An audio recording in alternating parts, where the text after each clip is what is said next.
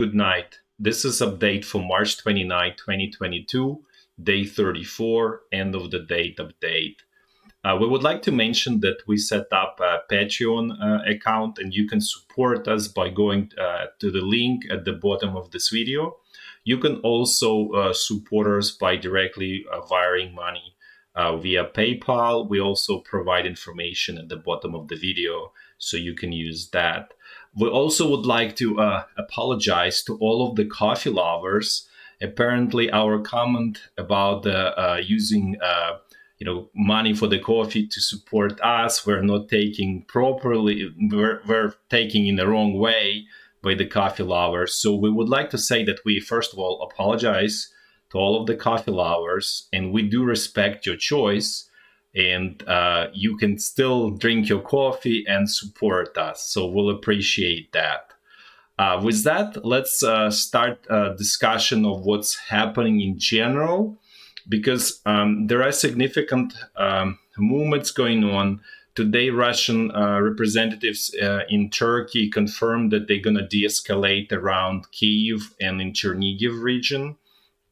What this really means, in our opinion, is this is the statement that they cannot take Kyiv with the resources, with the forces that they have right now.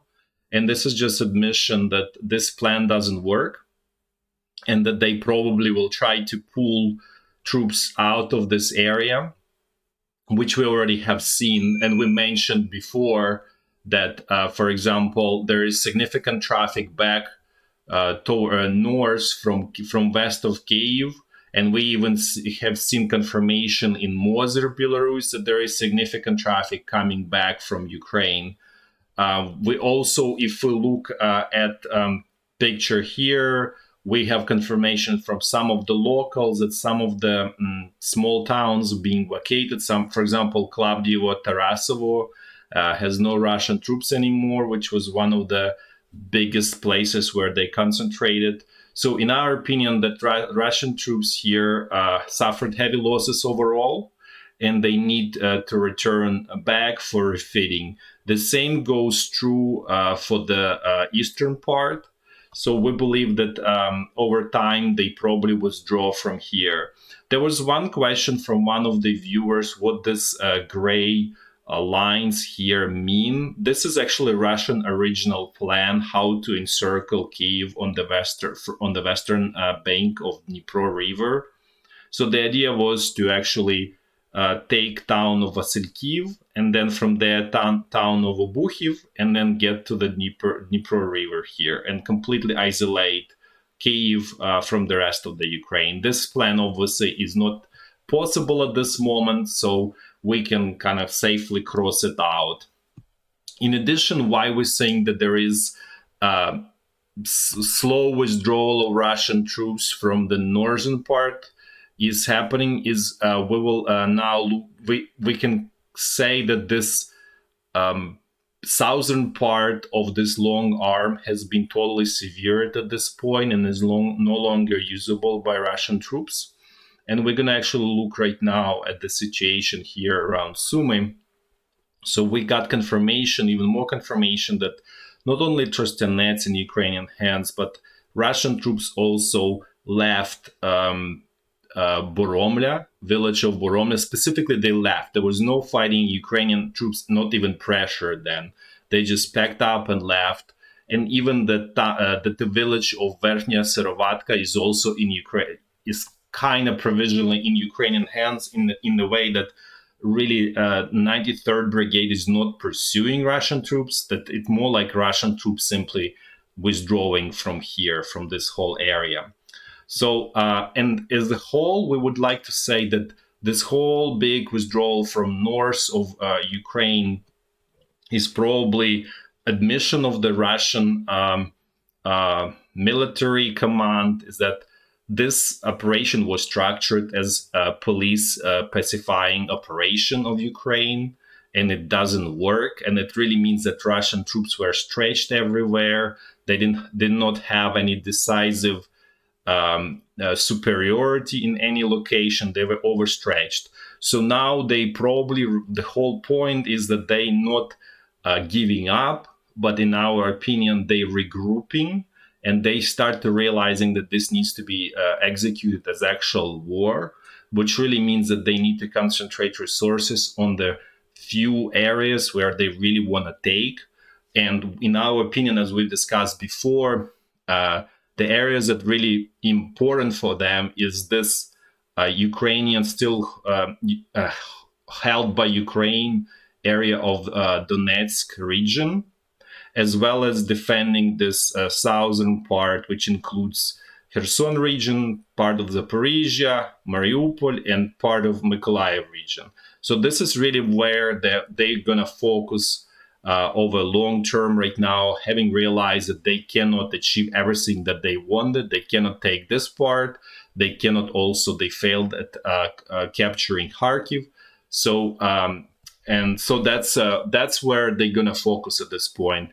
In terms of, we just want to mention briefly, because we got more information about situation of Russian troops around Kharkiv. So 200th Brigade, 138th Brigade, 2nd Special Forces Brigade, and 144th Division suffered significant losses. They totally they're not defeated, but they suffered significant losses, and they probably not capable of any offensive action at this point. So they're really only kind of like important units here for Russian army. There's 4th Tank Division and 3rd Mechanized Division, which to our knowledge did not suffer significant losses and in pretty good shape that could be used elsewhere. So we're actually not even sure that they are in this location at this point. So now let's actually look at the situation in Izyum, because it's critical for Ukrainian army, and it's important for the Russian forces as well. As we discussed before, the whole point of this is Izyum is for Russian forces to break through to kind of south and attempt to cut all of these Ukrainian brigades here to the that are in Donbas region. We discussed this before, that this is probably impossible with just 47th Tank Division, given that it's already suffered some losses fighting around Izium. So this is more like a psychological operation aimed at Ukrainian command, that Russians are hoping that it's going to get scared and it will just pull back all of this Ukrainian brigades under the potential threat of encirclement. We don't think it's going to work, and we'll see what happens here. Let's actually look what's going on. This is a small scale situation. We don't have any detailed updates on this. All we know that there is a lot of fierce fighting, intense fighting here going on, that Russian troops still control all of these small villages here, and that they're trying to break out. As a whole, they're trying to break out here towards straight south on this road. And there is also what we hear is that they're trying to break out kind of like in southwestern direction towards town of Barvinkove. So this is another axis of attack. We don't know where everything stands right now. It's totally possible that they may control some of the villages here. We mean Russian troops. So we just know that there is a huge fighting going on in this whole area. And this is extremely critical for obviously Ukrainian troops and extremely critical for Russian troops. This is what Russian troops are looking like, that they're trying to attack this towards Barvinkovo and continue attack towards Slovyansk, right? So this is two main objectives, and they're probably trying to figure out which one works, and they will sort of pursue the one that really works, where they can break through Ukrainian defensive lines. In terms of Ukrainian army, the only way they don't have really numerical superiority to stop Russian troops here. So the only true way to do this is actually some small kind of offensive here to capture town of Chuguyev here, and then continue and capture town of Kupiansk. This is essentially will cut off all of these Russian troops here, and this is not quite encirclement because they can get back use over this river, but this will create enough pressure on them in terms of supply and everything that they will be forced to pull back and either counterattack here to relieve their situation or actually withdraw across the river here. This is Oskol River, and get back to kind of into Luhansk region. So this is a situation in Izyum. So there is, as always, fighting around town of Severodonetsk. No major progress here by either side. The same situation in Popasna, no news there. The same situation in west of Donetsk as well. Nothing new there. We also identified new Russian unit. It's a force military camp. So this is, if you remember, we identified 7th military camp. It's fighting here in Makariv region, and 4th military camp is fighting. It came to Ukraine in the 20th around 20th of March. So it's pretty recent unit, recently moved unit to Ukraine. And this used to be this is essentially this is 4th brigade. In more like simple terms, without complication, and this unit came as well from Georgia. So it was it's Russian occupational force in Georgia in the region of Ossetia. So the 7th military camp is in Abkhazia region.